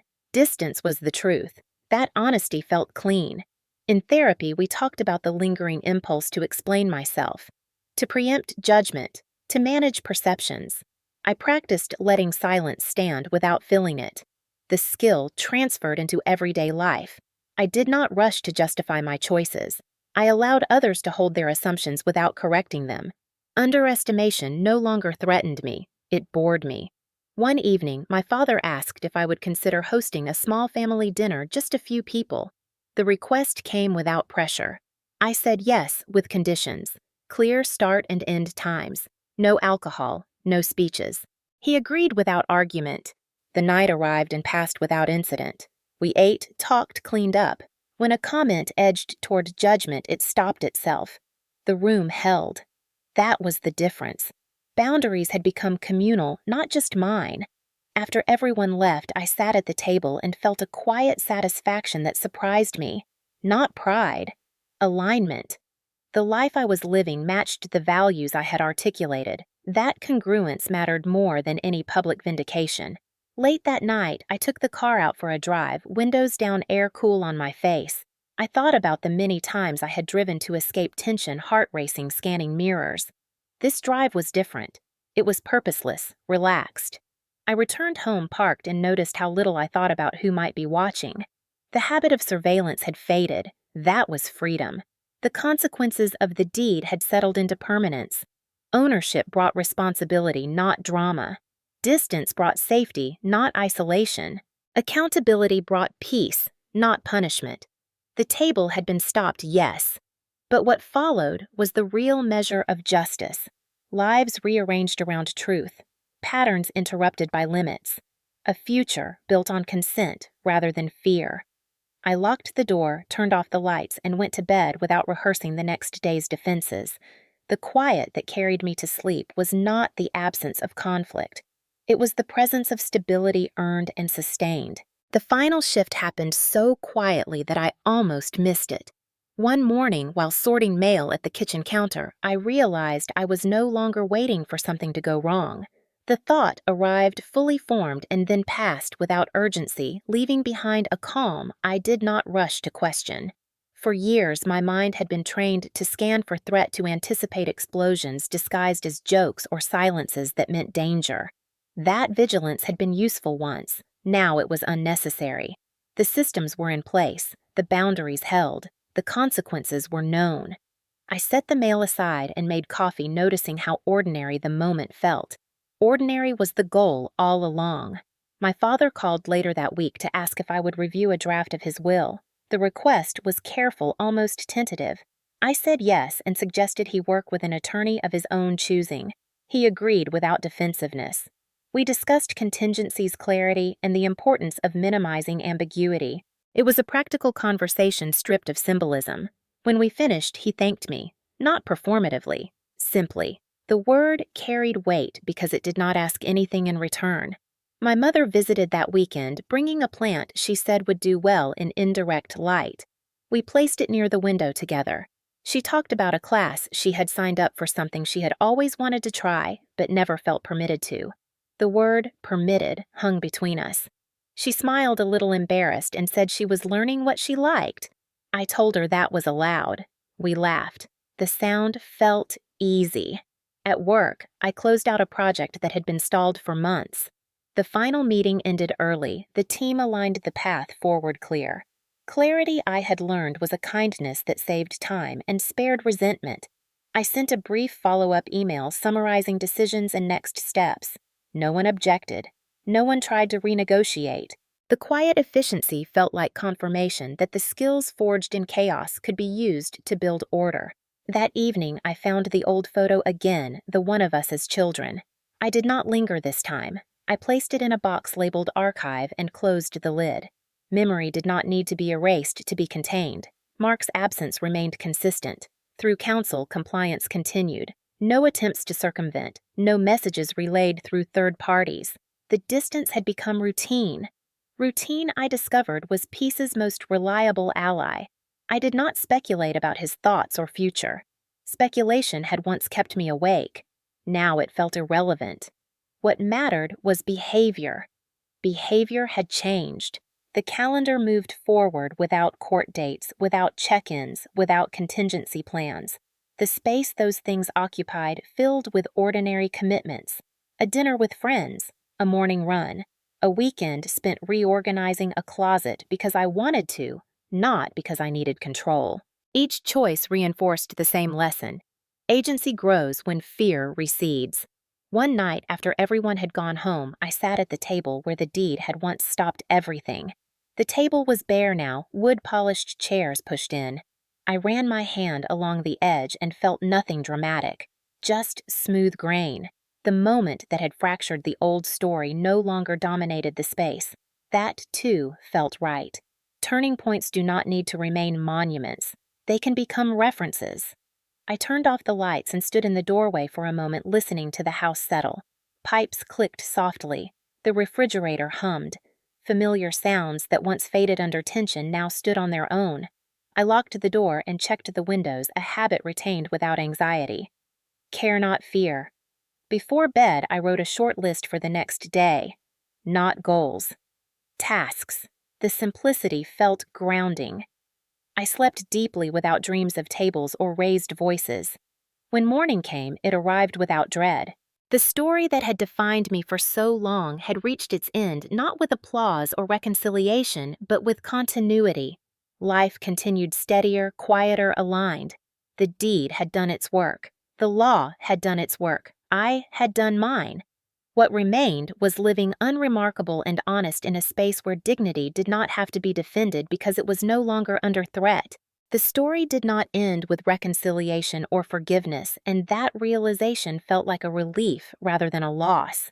For a long time, I had been taught that resolution required everyone to agree to apologize to restore the appearance of harmony. What I learned instead was that resolution could exist without consensus. It could exist in the absence of harm. The weeks moved forward with an unremarkable steadiness that once would have felt suspicious. I trusted it now. Trust I learned grows from patterns, not promises. My father adjusted to the new structure with a humility I had not expected. He asked before making decisions that affected shared spaces. He listened when I said no. He stopped framing my boundaries as temporary measures. The change was imperfect, but it was consistent. Consistency mattered more than remorse. My mother continued building routines that belonged to her. She invited me to her place for dinner, proud of the way she had arranged it, careful not to apologize for the choices she made. We talked about books and plans and ordinary frustrations. She did not ask me to smooth anything over. She did not ask me to carry messages. The burden she had once placed on me without naming it was gone. At work, I noticed something else had changed. I was no longer performing calm. I was calm. When conflicts arose, I addressed them early, clearly, without the familiar spike of adrenaline. Colleagues responded with respect that felt earned rather than cautious. The skills I had learned in survival had matured into leadership. That evolution felt meaningful, not triumphant. Meaningful. One afternoon, an extended relative asked if I thought the family would ever be the same again. The question was earnest, tinged with nostalgia. I answered honestly, I hoped not. The old version had required too much silence. The new version, whatever shape it took, would have to make room for safety. The answer surprised them. It did not surprise me. Later that week, I reviewed the property budget and approved routine maintenance. The act felt mundane, grounding. Ownership had become administration. Administration had become normal. That normalcy was the point. Power loses its edge when it becomes routine. The house no longer held the charge of conflict. It held schedules and plans and quiet evenings. I hosted friends who knew nothing of the history and needed to know nothing of it. Laughter filled the rooms without tension. When the night ended, I did not feel drained. I felt content. That difference mattered. Mark remained distant, a fact I accepted without analysis. There were no updates to parse, no narratives to manage. Distance had become neutral. Neutral was peace. In therapy, we talked about the lingering reflex to prove my worth. The reflex surfaced occasionally, subtle and insistent. I practiced noticing it and letting it pass. Worth did not require evidence. It existed without witnesses. That understanding rewired something deep. One evening, I took the car out again, the same familiar drive, the same steady hum. I passed the restaurant where the dinner had taken place months earlier. The lights glowed softly inside. People laughed at tables. The sight did not stir anger or triumph. It felt distant, like a story I had already finished telling. I drove on without slowing. Back home, I checked the doors, turned off the lights, and paused in the quiet. The quiet did not feel earned through endurance anymore. It felt sustained through choice. That was the distinction. Before sleep, I reflected on what had changed most. Not the property, not the legal status. The change was internal. I no longer negotiated my safety. I no longer mistook discomfort for danger. I no longer confused silence with peace. The system that had once depended on my compliance had been dismantled not by force, but by clarity. The consequences that followed were not punishments. They were corrections, and corrections applied consistently reshape behavior. The next morning arrived without wait. I made coffee, reviewed my tasks, and moved through the day with an ease that once felt impossible. The life I was living no longer required a footnote explaining my resilience. It stood on its own. The table had been stopped long ago. What followed was this: a future not defined by reaction, a home not governed by fear, a family reconfigured around limits, and a self no longer waiting for permission to exist. The closing phase arrived without announcement, as most endings do when they are earned rather than staged. One afternoon, while reviewing routine correspondence, I noticed there were no pending matters left to address, no filings to track, no responses to prepare, no conversations deferred. The realization did not bring a surge of emotion. It brought a quiet steadiness, the sense that the work had been done. I closed the folder and placed it back in the cabinet, aware that I no longer needed to revisit it. The story had moved from crisis to maintenance, from reaction to intention. My father called that evening to say he had finalized changes to his estate plan with his attorney. Everything was clear documented and transparent. He said he had learned that ambiguity was an invitation to conflict. I agreed. We did not dwell on the past. We discussed practicalities. The tone mattered more than the content. Practicality meant the absence of manipulation.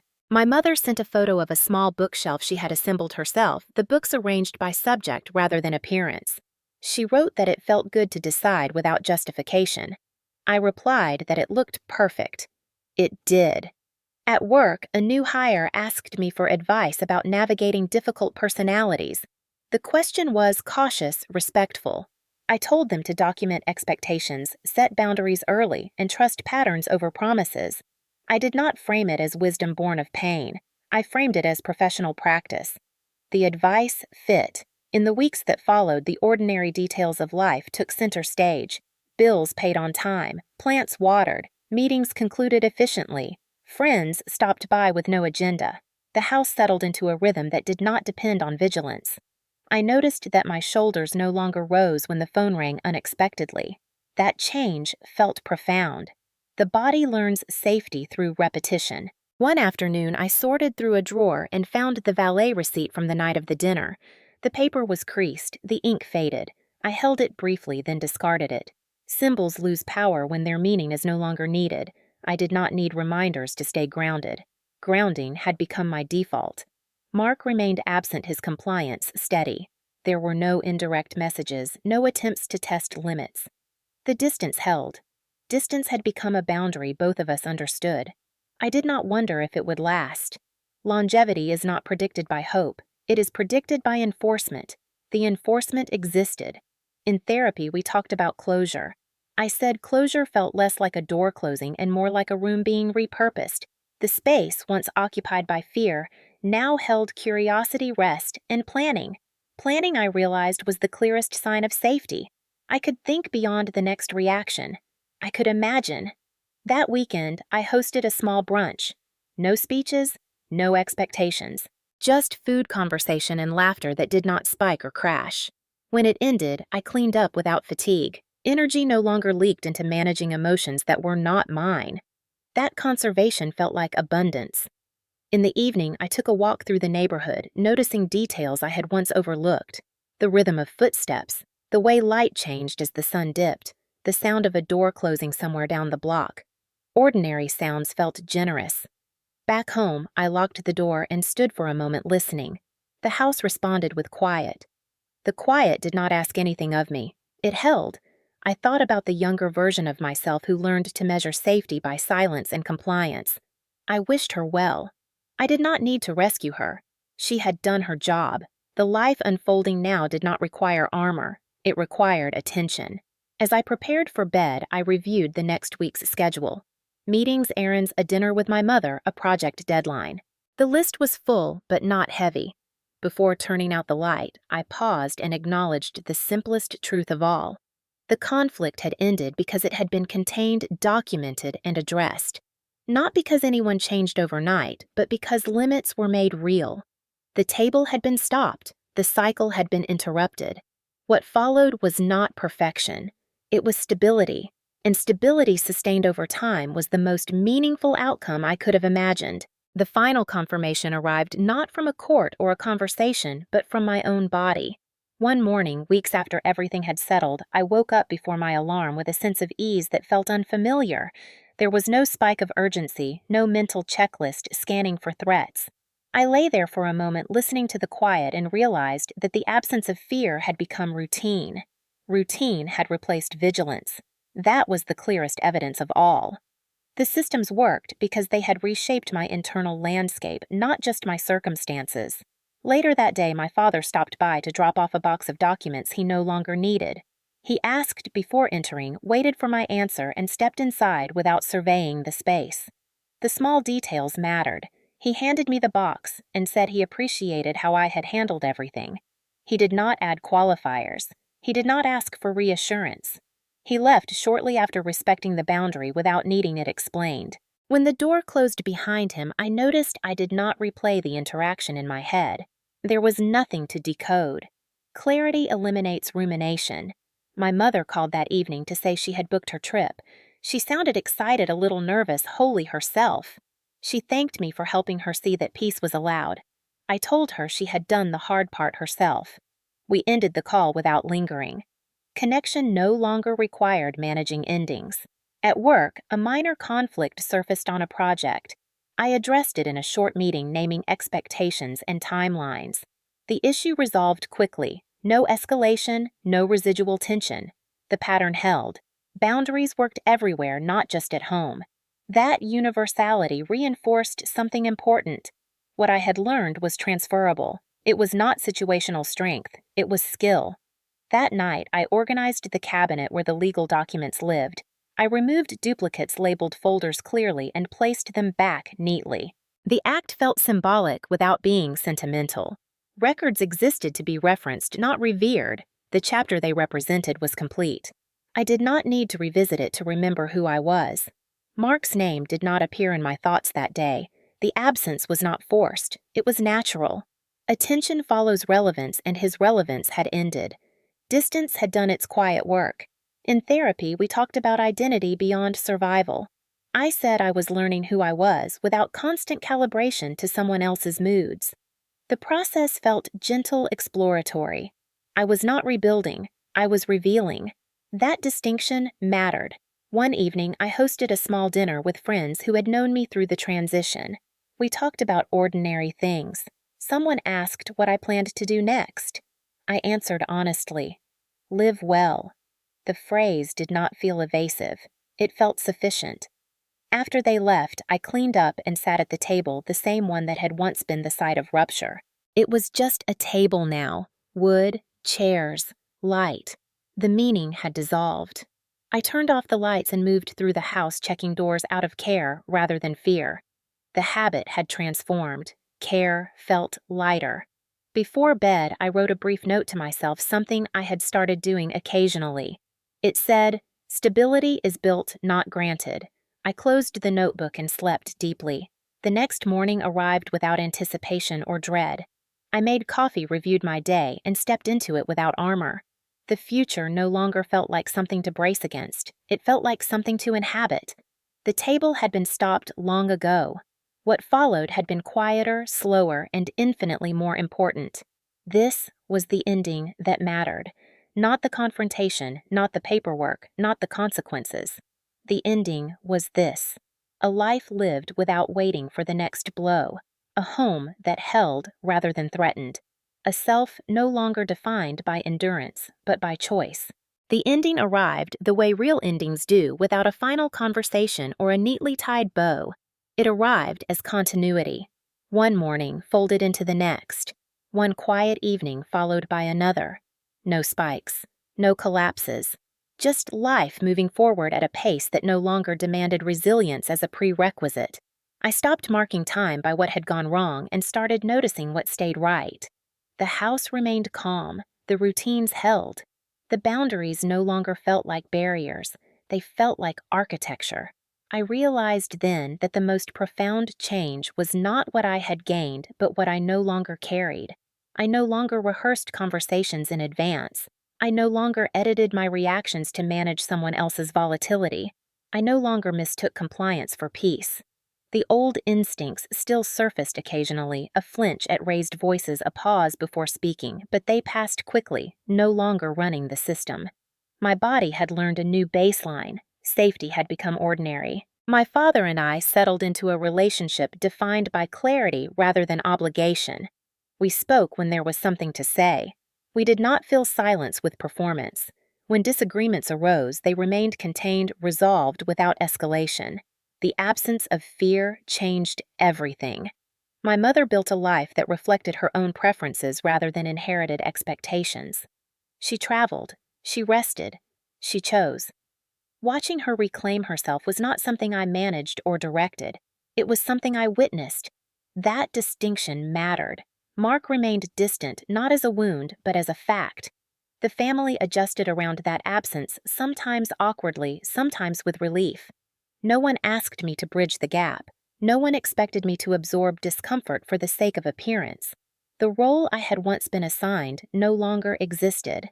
At work, my confidence settled into something unremarkable and steady. I did not need to prove competence through overfunctioning. I delivered what was required when it was required and trusted the outcome. Trusting outcomes felt new. Planning felt expansive. I began thinking beyond maintenance, beyond recovery. I imagined projects, experiences, a future shaped by curiosity rather than caution. That shift was subtle but irreversible. One evening, I took the old car for a final long drive, not out of habit, but out of gratitude. The engine hummed steadily, familiar, and dependable. I thought about the dinner where everything had cracked open, the laughter, the humiliation, the certainty with which they had misjudged me. That moment no longer carried heat. It carried context. It was the catalyst, not the conclusion. I returned home parked and turned off the engine. The quiet that followed was complete. Inside, I moved through the house, turning off lights, checking doors, the motions fluid and uncharged. Care without fear, habit without tension. Before bed, I stood at the window and looked out at the night, not searching for threat, not scanning for approval. Just looking. The city breathed. So did I. I understood then that justice is not an event. It is a condition sustained over time. It is the freedom to move through your own life without negotiating your right to exist. The deed had stopped the table, yes. But the real ending was this: a life no longer organized around harm, a family reconfigured by consequence, a self anchored in clarity rather than endurance. Tomorrow would arrive as it always did, unannounced, ordinary, open. And for the first time, that openness felt like possibility rather than risk. The story did not end with applause. It ended with stability, and that was enough.